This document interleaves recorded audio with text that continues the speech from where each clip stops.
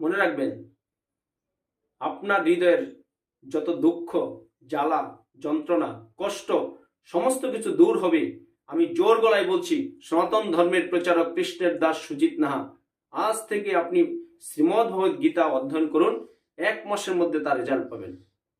যে আপনার এই হৃদয়ে যদি একটা অলৌকিক শক্তি, একটা ভগবত ভক্তি, কৃষ্ণ, একটা আনন্দময় যদি আপনার হৃদয়ে স্থাপন না হয়, তাহলে আপনি আমাকে কমেন্ট করে জানাবেন যে প্রভু আপনার কথা কাজে আসেনি।